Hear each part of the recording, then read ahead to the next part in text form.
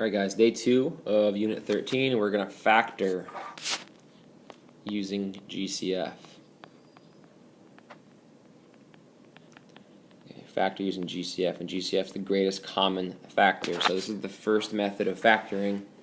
We'll do the second method in day 3 of this unit, and then the third method you will learn next year in algebra with whoever's teaching algebra or pre-algebra. So, alright, so the first thing we're going to do is just kind of review how to factor, how to use the GCF before we actually factor out polynomials. So GCF review from, I don't know, 5th, 6th grade. We're looking at these three numbers here, 4, 8, and 20. We're trying to figure out what's the biggest factor that goes evenly into 4, 8, and 20. And a lot of these we're going to hopefully be able to just kind of think of the number offhand. Sometimes we might have to draw out and list all of the factors. I'm just going to do this one mentally. 4 goes into 4, 8 goes into, or 4 goes into 8, and 4 goes into 20. So my GCF is 4 for this one. 2 is a common factor, but 2 is not the greatest common factor because 4 is the biggest one that goes into all three of those numbers.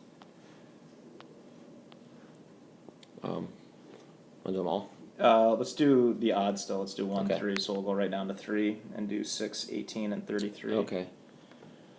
What do you want to do, make a list? Yeah, that's what I'm A list thinking. is fun? All right, because you don't want to get into the rule of thumb. Like the first one that Mr. Gallant did was pretty easy because the very first number happens to be the greatest common factor because 4 goes into 8 and 20. However, when we look at this one, 6 goes into 6, 6 does go into 18. However, 6 doesn't go into 33. I can multiply 6 a million times. It's never going to hit 33.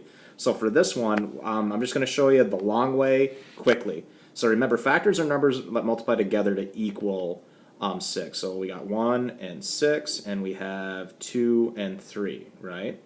For 18, we'd have 1 and 18, 2 and 9, 3 and 6. Is this starting to look familiar from back when you guys were like in 5th grade? And then for 33, since it's a prime number, there's only 2 factors. It's only 1 and 33. Actually, wait. And then there's 3 and 11. Okay. So when I look at my numbers, I got to find what's the largest one that they all have in common. So it looks like they all have, well, no, they don't have 2, but it looks like they all have 3 in common. So my greatest common factor for these 3 numbers would be 3. Okay. So the rest of these we'll go through the faster way, but if you need to, you may use the list that way. That's always acceptable. But hopefully by the time we do a bunch of these, you should be a lot quicker at it. Because having to do that for all of these is going to take an awfully long time. You really need to know your multiplication facts. Right. This unit is really based on multiplication facts. Okay, so number 5, we have 2x and 4. First thing we look for is what's the GCF of the numbers.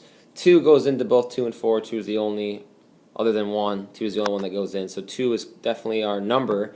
And then, do we have any variables in common? We have an x for the 2x, but we don't have any x's with the 4, so there's no variables in common. So our GCF is just 2. All right, guys. For number 7, once again, I look at my numbers. Let's see, there's an invisible 1 out front. All right, so 1 and 4, my greatest factor would be just plain old 1. Okay, and then I take a look and see how many x's they share in common. This one has x squared, and this one's just 1x. So really, my only greatest common factor would just be 1x. All right, number 9, a little bit trickier. Okay, number 9, we're looking at 3 and 5 for our numbers. The only number that goes into both of those prime numbers is 1. So my number is 1. And then looking at the variables, another way to look at it is I have an x here. And over here I've got 2 x's because x squared means there's 2 x's being multiplied. So how many are in common? How many can I circle? That's 1x in common, so that's why it's 1x for my GCF. Alright, the reason why we showed you GCF was to actually use that to factor out binomials, trinomials, whatever we happen to see here. And what we're really going to be doing here is backwards distributing, or we call it reverse distributing. So we're going to be factoring or pulling out. You're going to hear us say pull out a lot. What can we pull out of a 3x?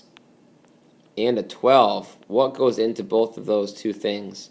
What's the greatest common factor of those two things? So again, our GCF is 3.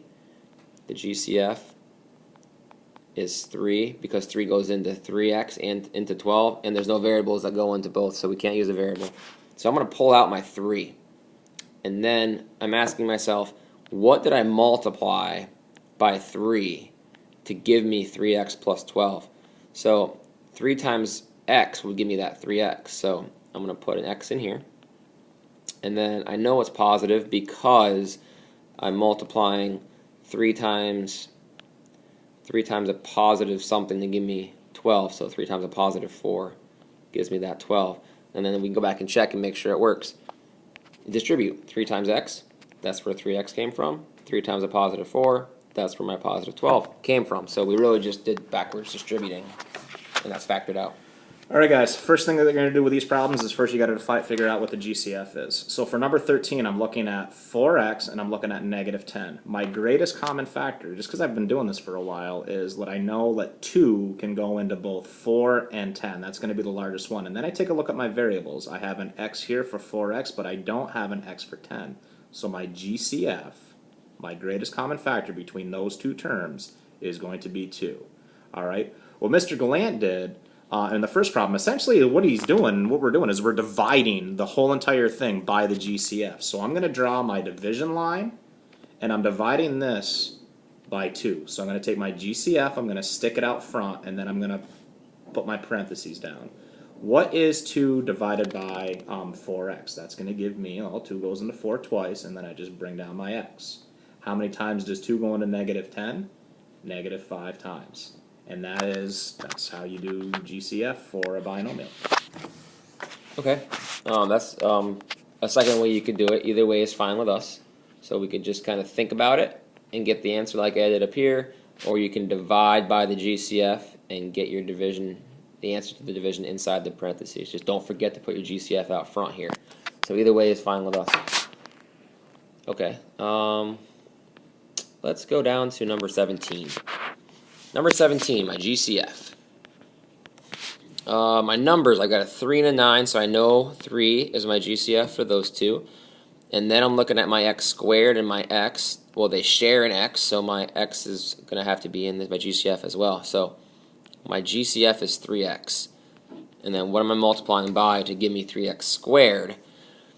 I know if I take 3 times 1, that'll give me my 3, so I can put a 1 in here. I don't have to because 1s are invisible when they're in front of variables, but I'm going to put it in there just to have it there for now. And then x times what gives me x squared, and no, that's also an x, because if I multiplied 3x times 1x, I would get 3x squared. All right, and then 3x times what gives me 9x, and that would give me a positive 3, because 3 times 3 is 9, and then x times, there's nothing there. That's where this 9x came from. All right, guys, last one real quick. Let's see. Use black here. First thing I got to figure out is my GCF of all 3 of these terms. I have a 3x squared, I got a negative 9x, and I have a 27. I'm looking just at the numbers. So in other numbers, I'm looking at 3, 9, and 27. I know my GCF for those numbers is 3. All right, now I'm going to take a look at my variables. Let's see, I got an x squared here and x there. Oh, but I don't have an x for that 27, so I can't put an x in my GCF. And then I like doing the old division technique. So I'm going to draw my division bar like I did, and I'm dividing this whole entire thing by my GCF. So to set it up, I put my GCF out front, just like Mr. G did up here. All right, I'm going to put in my parentheses, and then I'm just going to put my answer to what I divide in my parentheses. So how many times does 3 go into 3x squared? Well, 3 goes into 3 once, and then I just bring down my x squared. 3 goes into negative 9, negative 3 times, bring down my x. And then 3 goes into positive 27, 9 times. So that is the greatest common factor of that trinomial. Yeah, I'm just looking at the notes here to see if there's one more that I want to do.